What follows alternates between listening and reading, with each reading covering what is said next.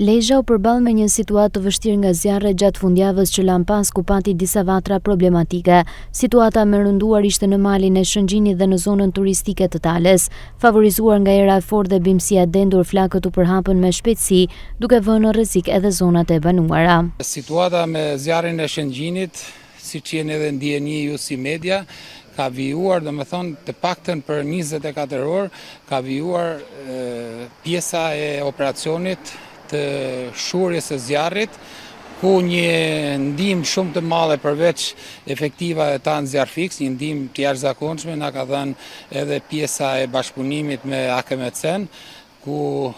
kjo strukturë na ka asistuar, na ka ndihmuar me helikopterët, si dhe me forcat e ushtrisë, të cilat kanë operuar në terren bashkë me njësitë tona të mbrojtjes nga zjarri, me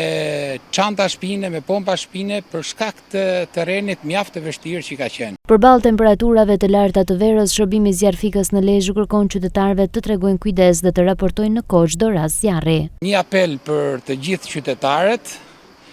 është një moment që të gjithë duhet të reflektojmë, është një moment që të gjithë duhet të mendojmë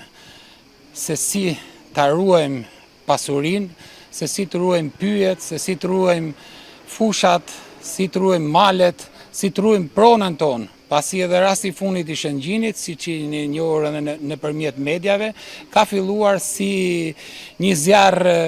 aksidental, ku mund të themi ku personin fjalë që është ndaluar nga forcat e policisë shtetit dhe po bëhet një hetim i thellhuar, e ka filluar me djegjen e disa amballazheve të marketit, por që situata i ka dalë jashtë kontrollit. Shërbimi zjarrfikës, IP-or si dhe strukturat e tjera të mbrojtjes civile në Lezhë do të vijnë të qëndrojnë në gatishmëri gjatë gjithë stinës së verës për përballimin e situatave emergjente që mund të krijohen nga zjarret.